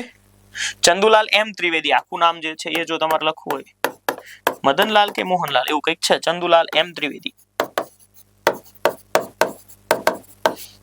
ચંદુલાલ એમ ત્રિવેદી જે છે એ છે સાહેબ. આ પહેલા રાજ્યપાલ હતા. આંધ્રપ્રદેશના પ્રથમ રાજ્યપાલ ટી પ્રકાશન. ટી પ્રકાશન જે છે એ 1953 ની અંદર જે છે રાજ્યપાલ બન્યા આંધ્ર કેસરી. જો તમને પૂછે કે હાલ રાજ્યપાલ અથવા હાલ જે છે એ મુખ્યમંત્રી કોણ છે? પહેલા સીએમ જે છે તો ટી પ્રકાશન હતા. પહેલા રાજ્યપાલ જે છે એ ચંદુલાલ ત્રિવેદી હતા. હાલ જે રાજ્યપાલ છે એમનું નામ છે ચંદ્રબાબુ નાયડુ. શું? ચંદ્રબાબુ નાયડુ. અને ચંદ્રબાબુ નાયડુ જે છે એના વિશે પણ જે છે થોડું જોઈ લઈએ. જો વાત કરવા જઈએ છીએ આપણે આંધ્રપ્રદેશના સીએમ ની તો પહેલા લખીએ પ્રથમ સીએમ. પહેલા સીએમ જે છે એ કોણ હતા? તો પહેલા સીએમ જે છે આંધ્રપ્રદેશ જે છે તેના પહેલા સીએમ જે છે એ હતા ટી પ્રકાશન. કોણ? ટી પ્રકાશન જે છે એ સીએમ હતા. વારંવાર જે છે એ તમારે જોતું રહેવું જોઈએ કે હાલ કોણ મુખ્યમંત્રી છે. અત્યારે જે છે એ આજે હું જ્યારે શૂટિંગ કરી રહ્યો છું ત્યારે જે છે એ તો ચંદ્રબાબુ નાયડુ છે. પણ તમારે જ્યારે પણ આ મુદ્દો ભણો છો જે પણ સમયે ભણો છો ત્યારે તમારે જે છે એક વખત ચેક કરી લેવાનું કે કોણ છે સીએમ હાલ જે સીએમ છે એ કોણ છે? ચંદ્રબાબુ નાયડુ. બરાબર. હાલ ભારતની અંદર 31 સીએમ છે. 28 રાજ્યોના અને 3 કેન્દ્ર શાસિત પ્રદેશોના. જમ્મુ કાશ્મીર, દિલ્હી અને પુડુચેરી. આ 3ના 28 રાજ્યોમાં જે છે એ સીએમ છે. તો 31 જે રાજ્યોની અંદર જે સીએમ છે જેટલા મુખ્યમંત્રી છે એ બધામાં સૌથી વધારે એડીઆર ના રિપોર્ટ મુજબ સૌથી ધનવાન સીએમ છે. એટલે આમના જેટલા પૈસા કોઈ પાસે મુખ્યમંત્રી કોઈ પાસે નથી. આમની પાસે જે છે એ 931 કરોડ રૂપિયા છે. આ ઓફિશિયલી એમણે જે જાહેર કરેલું છે કે મારી પાસે 931 કરોડ રૂપિયા જે છે એ છે. બરાબર. આ ઓફિશિયલ આંકડો છે. સાહેબ હાલ જે છે એ સીએમ તો છે, પરંતુ આપણી પાસે ત્યાં નાયબ મુખ્યમંત્રી પણ છે, નાયબ સીએમ જે છે એ પણ છે, અને આ નાયબ સીએમ જે છે એ છે પવન કલ્યાણ. કોણ નાયબ સીએમ કોણ છે? તો કે નાયબ સીએમ જે છે એ છે પવન કલ્યાણ. આ પણ જે છે તમે યાદ રાખી લેજો. નાયબ સીએમ કોણ છે? પવન કલ્યાણ. ચંદ્રબાબુ નાયડુ. એડીઆર ના રિપોર્ટ મુજબ જે છે સૌથી ધનવાન સીએમ ₹931 કરોડ સાથે જે છે. પહેલા ટી પ્રકાશન. આ ટી પ્રકાશન જે છે તેને આંધ્ર કેસરી કહેવામાં આવતું. ખાસ યાદ રાખજો, આવો ડેટા તમને ગોતે પણ જડવાનો નથી. આ ખાસ યાદ રાખવાનું છે. બધા રાજ્યોના પહેલા મુખ્યમંત્રી નો પૂછાય, હું માનું છું, નો પૂછાય. કે આ રે નો પૂછાય, ચાલો માની લીધું, 5 વખત માની લીધું, ન પૂછાય, પણ આંધ્ર કેસરી પૂછાય છે કે ટી પ્રકાશન કોણ આંધ્ર કેસરી તરીકે ઓળખાતું? અને જવાબ જે છે તમારી સામે આવી જાય, ટી પ્રકાશન. અબ્દુલ નજીર જે છે એ હાલ રાજ્યપાલ છે, અબ્દુલ નજીર. પણ આ એટલા માટે મુદ્દો લીધો છે સાહેબ કે તમે જે છે ને એ ચેક કરતા રહેજો. બરાબર, જ્યારે જુઓ આ વિડીયોને, જ્યારે પણ જુઓ ત્યારે એક વખત જે છે ચેક કરી લેવાનું કે અબ્દુલ નજીર રાજ્યપાલ છે કે કેમ. જો બદલાશે તો હું જાણ કરીશ. તમે રાત્રે 9 વાગે જે છે કરંટનો લેક્ચર જુઓ છો, બરાબર, અથવા સવારે 11 વાગે જે કરંટનો લેક્ચર જુઓ છો, એના અંદર જે છે 100% હું અપડેટેડ માહિતી આપતો જ રહીશ. અને સાથે સાથે બ્રહ્માસ્ત્રમાં તો અપલોડ કરીશ જ, પણ તમારે જે છે એ આ જોતું રહેવાનું. તમે જુઓ છો, થોડી તમારી ફરજ જે છે એ માનીને, કેમ કે પાસ તો એન્ડ ઓફ ધ ડે તમારે થવાનું છે. હું કઈ તમારા ઓપ્શનને તો ઠીક નહીં કરી શકું. આ જે છે ને ઉત્તર, દક્ષિણ, પૂર્વ, પશ્ચિમ પોઈન્ટ છે. આ ભારતના મેપની અંદર જે છે એ આ જગ્યા પર, ભારતના મેપમાં જે છે એ આ જગ્યા પર જે છે એ આવેલું છે આંધ્રપ્રદેશ. આંધ્રપ્રદેશનો સૌથી ઉત્તરનો પોઈન્ટ જે છે, સૌથી ઉત્તરનો પોઈન્ટ અને પૂર્વનો પોઈન્ટ, આ બંને એક જ જિલ્લો છે. આ જિલ્લો જે છે એ હું તમને આખો જિલ્લો જ હાઇલાઇટ કરી દઉં છું કે આ જે છે એ છે શ્રીકાકુલમ. બધા તો યાદ ન રાખી શકે, બધા રાજ્યોની અંદર આવા પોઈન્ટ યાદ રાખવા જરૂરી નથી. આ ઓપ્શનલ છે, આ ઓપ્શનલ છે, પણ રાજ્યની અંદર કઈ ઘટે નહીં એટલા માટે આ મુદ્દો જે છે હું તમને ખાસ કરીને ભણાવી રહ્યો છું. કયો? શ્રીકાકુલમ. ઉત્તરનો પોઈન્ટ શ્રીકાકુલમ છે, દક્ષિણમાં ચિત્તૂર છે, પૂર્વમાં પાછું જે છે એ શ્રીકાકુલમ છે, અને પશ્ચિમમાં જે છે એ અનંતપુરમ છે. આ શ્રીકાકુલમ શા માટે કામનું છે એ તમે યાદ રાખી લો. ભારતના સૌથી યુવા મંત્રી, ભારતના કેન્દ્રીય મંડળની અંદર સૌથી યુવા મંત્રી જે છે એનું નામ છે રામમોહન નાયડુ. કોણ? યુવા મંત્રી રામમોહન નાયડુ. આ રામમોહન નાયડુ જે છે એ શ્રીકાકુલમ માંથી આવે છે. રામમોહન નાયડુ જે છે એ ક્યાંથી આવે છે? શ્રીકાકુલમ માંથી જે છે એ ચૂંટણી જીતીને જે છે એ આવે છે. યુવા મંત્રી જે છે કોણ? રામમોહન નાયડુ જે છે એ અહીંયાથી જે છે એ આવે. શ્રીકાકુલમ યુવા મંત્રી રામમોહન નાયડુ એ અહીંયાથી જે છે, આમની લોકસભાની સીટ આ છે શ્રીકાકુલમ. બરાબર, શ્રીકાકુલમ જે છે ત્યાંથી આવે છે રામમોહન નાયડુ. સાહેબ રામમોહન નાયડુ કયું મંત્રાલય સંભાળે છે? તો કે નાગરિક ઉડ્ડયન.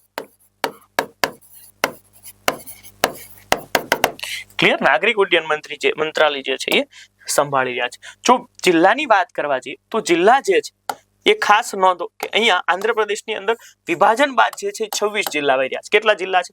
26 જિલ્લા છે. વાત કરવા જાવ તમે વિધાનમંડળની તો અહીંયા જે છે એ વિધાન સભા પણ છે, વિધાન સભા જે છે એ પણ છે, અને વિધાન પરિષદ પણ છે. વિધાન સભા છે અને વિધાન જે છે એ પરિષદ પણ છે. વિધાન સભા પણ છે અને વિધાન પરિષદ પણ છે.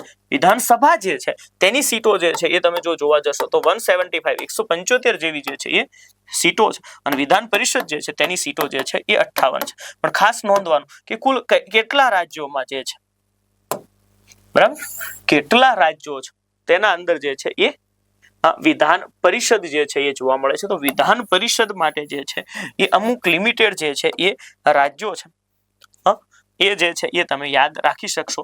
એ પ્રકારે જે છે હું અહીંયા લખવાની જે છે એ ટ્રાય કરું છું.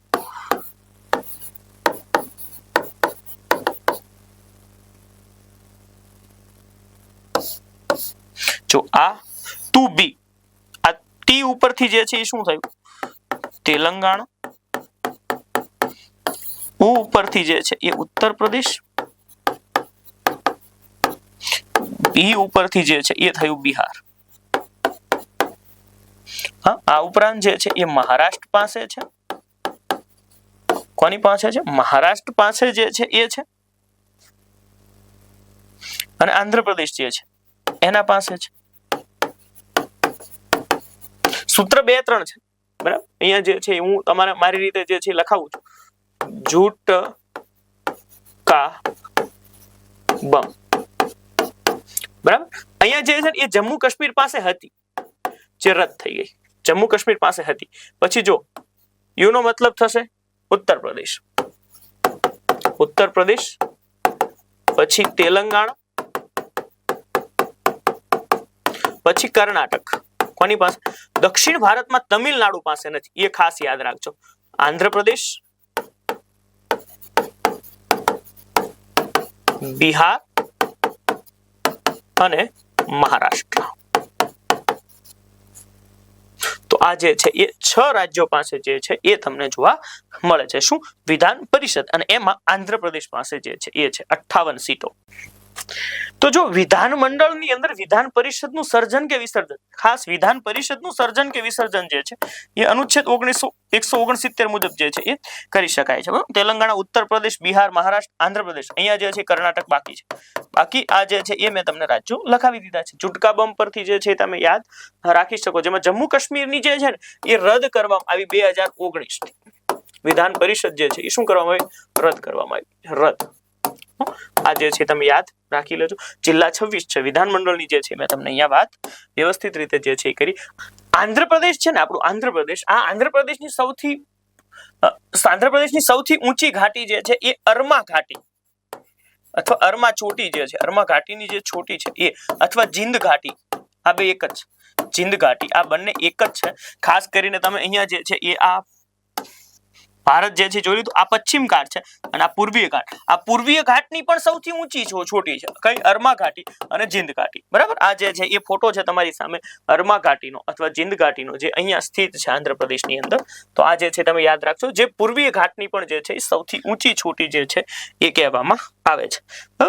જીંદ ઘાટી કહેવાય, જીંદ ગડા પણ કહેવામાં આવે છે. આને નામ ઘણા બધા છે. જીંદ ગડા એટલે કે આ જે છે તેલુગુ ભાષાની અંદર અલગ અલગ પ્રકારે જે છે નામ જોવા મળે છે. બરાબર. આ જે છે એ તમે સીમાની જે છે મેં તમને વાત કરી હતી. તો ખાસ કરીને આંધ્રપ્રદેશ જે છે એને યાદ નહીં રાખવાનું. કર્ણાટક જે છે બધા જ રાજ્યો સાથે સરહદ ધરાવે. જો આમાં એડ કોને કરવાનું છે? ઓછી. ઓડિશા અને તેલંગાણા. બરાબર. ઓડિશા અને તેલંગાણા જે છે એ એડ કરી દો. આ જે છે એ રાજ્યોને તમે એડ કરી દો એટલે જે છે તમારું કામ ઈઝી જે છે એ બની જશે. જો લિંગાનુપાતની વાત કરવામાં આવે એટલે કે મેલ ફિમેલ રેશિયો જે છે એ જોવા જાવ તો 1000 પુરુષોએ જે છે એ 993 મહિલાઓ જે છે એ તમને જોવા મળશે. અને સાક્ષરતા દર રાજ્યનો જે છે 67.02% છે. આ ઓપ્શનલ છે. આ બે યાદ રાખવું તમારા માટે જરૂરી નથી. રામ મોહન નાયડુ જે છે એ નાગરિક ઉડ્ડયન મંત્રી છે, આંધ્રપ્રદેશના છે.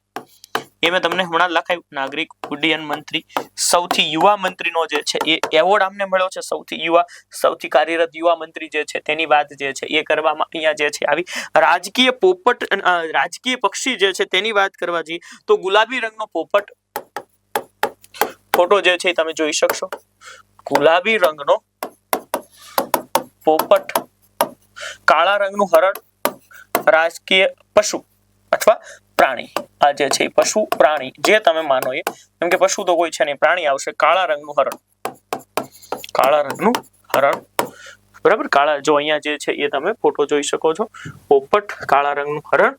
રાજકીય વૃક્ષ જે છે એ છે લીમડો અને રાજકીય ફૂલ ચમેલી, ચમેલી કા ફૂલ. મેં તેરે લીએ લાઉંગા ચમેલી કા ફૂલ. એ જે છે એ તમે સોંગ સાંભળ્યું હશે. પર્યટન સ્થળની અંદર જે છે એ અમરાવતીનો સ્તૂપ, ખાસ જે છે ધ્યાન રાખવાનું કે આ બૌદ્ધ ધર્મ સાથે જે છે એ સંકળાયેલો છે. અમરાવતીનો જે છે એ સ્તૂપ અને અરાકુ ઘાટી. આ અરાકુ ઘાટી જે છે એ હરવા ફરવા માટેનું, આપણે કેમ સાપુતારા છે એ રીતે પર્યટન સ્થળ બે જે છે એ તમારે યાદ રાખવાનું. એક અમરાવતી સ્તૂપ જે છે અમરાવતીની અંદર આવ્યો અને અરાકુ ઘાટી. આ સીધો પ્રશ્ન પૂછાયેલો છે. અરાકુ ઘાટીનો સંબંધ કયા રાજ્ય સાથે છે? તો અરાકુ ઘાટીનો સંબંધ જે છે એ આંધ્રપ્રદેશ સાથે છે. અરાકુ ઘાટી અને અમરાવતી સ્તૂપ આ બંને કયા રાજ્યમાં આવ્યું? કેમ કે આપણને જિલ્લા નો પૂછે સાહેબ. આંધ્રપ્રદેશના જિલ્લા જે છે આપણને નો પૂછે. એ ખાસ યાદ રાખી લેજો. ખાસ કરીને ધાર્મિક સ્થળોની વાત કરવા જઈએ તો તિરુમાલા વેંકટેશ મંદિર જે છે એ તિરુપતિ. તમે આના વિશે સાંભળ્યું જ છે કે અહીંયા સૌથી વધારે જે છે એ સોનું છે. તિરુપતિ. ત્યારબાદ જે છે આ મલ્લિકાર્જુન મંદિર શ્રીશૈલમ તરીકે જે છે એ ઓળખાય. 12 જ્યોતિર્લિંગ 12 જ્યોતિર્લિંગમાંનું એક મલ્લિકાર્જુન મંદિર જે છે એ. પછી આ લોપાક્ષી મંદિર અનંતપુરમ ની અંદર જે છે આવ્યું. તમારે આ જે છે 3 મંદિરો ખાસ યાદ રાખવાના છે. તિરુમલા વેંકટેશ્વર મંદિર, મલ્લિકાર્જુન મંદિર શ્રીશૈલમ અને લોપાક્ષી મંદિર અનંતપુરમ, આ 3 મંદિરો જે છે એ આંધ્રપ્રદેશની અંદર આવ્યા. આ ખાસ યાદ રાખી લેજો. ઘણા બધા મંદિરો જે છે એ છે. પ્રથમ સીએમ મેં જે છે તમને લખાવ્યા ટી પ્રકાશન, ફરીવાર લખાવું છું, ટી પ્રકાશન જે છે તેને જે છે યાદ રાખજો. આમનું ઉપનામ જે છે એ છે આંધ્ર કેસરી. આમનું ઉપનામ જે છે એ શું છે? આંધ્ર કેસરીના ઉપનામે જે છે એ જાણીતા છે. નીલમ સંજીવ રેડ્ડી ગઠન પછી જે છે એ સીએમ બન્યા. ખાસ યાદ રાખજો, નીલમ સંજીવ રેડ્ડી ગઠન પછી એટલે શું? જો 1 ઓક્ટોબર 1953 માં જે છે એ રાજ્ય બન્યું, પણ આ પૂર્ણ આંધ્રપ્રદેશ નહોતું. ત્યારે જે છે એ મુખ્યમંત્રી ટી પ્રકાશન હતા. કોણ હતા? ટી પ્રકાશન જે છે એ મુખ્યમંત્રી હતા.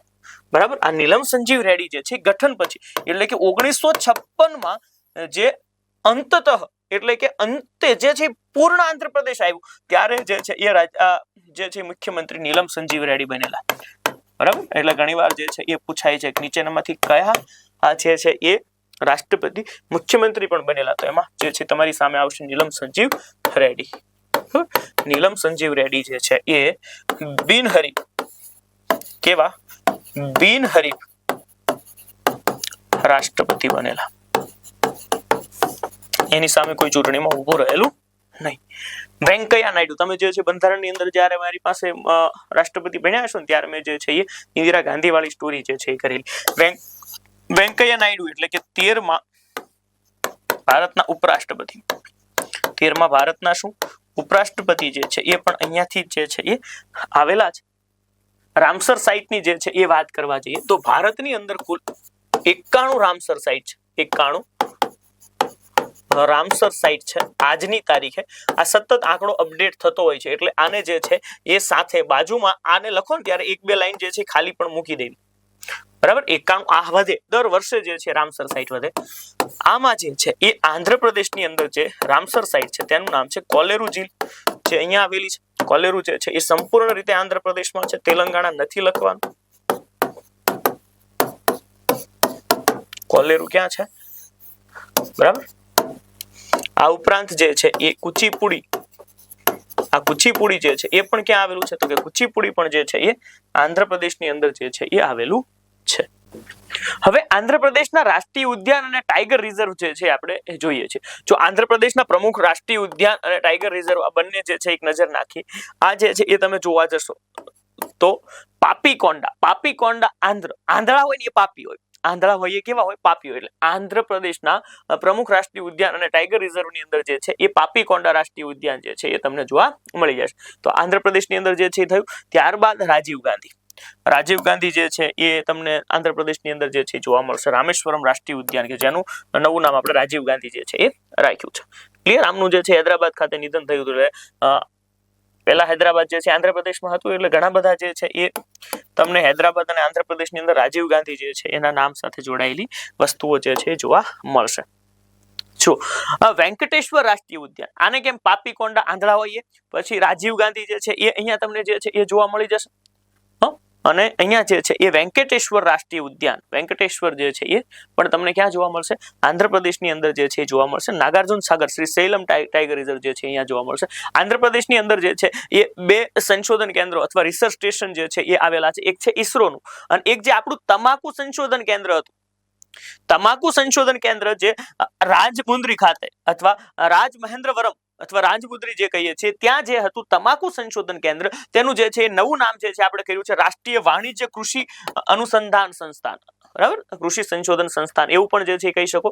આમાં જે છે એ તમાકુ ઉપરાંત ઘણા બધા પાક જે છે એને એડ કરી દીધા છે. એટલે જે છે એ સાહેબ આપણને એવું થાય સાહેબ તમાકુ સંશોધન કેન્દ્ર જે છે, તમાકુ અનુસંધાન કેન્દ્ર એ રાજમુંદ્રી ખાતે કેમ આવ્યું? કારણ કે આખા ભારતમાં સૌથી વધારે તમાકુનું ઉત્પાદન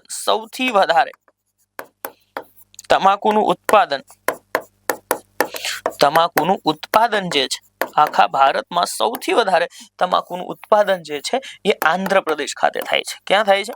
આંધ્રપ્રદેશ ખાતે જે છે એ થાય છે. ખબર પડી ગઈ તમને?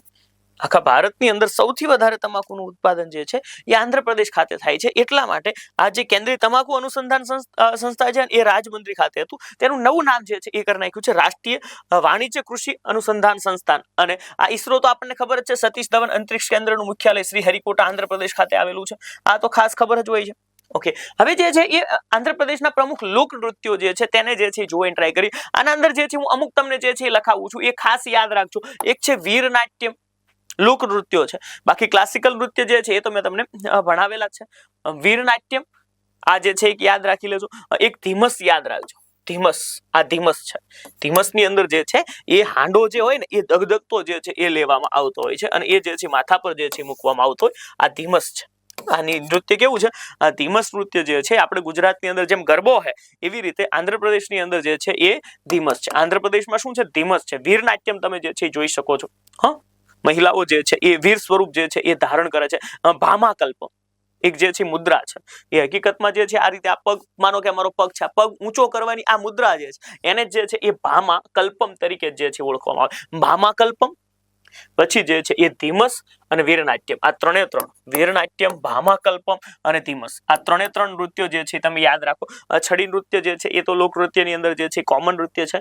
માધુરી નૃત્ય જે છે એ જંગમ કથા, બરાબર, અને લંબાડી, થોલું, બોમલટ્ટા અને ગુસાડી અને કુંપી આ જે છે. પણ તમારે યાદ રાખવાના વીરનાટ્યમ, ભામાકલ્પા, ધીમસ અને છડી નૃત્ય આ જે છે યાદ રાખી લેજો, તમારું કામ જે છે બની જશે.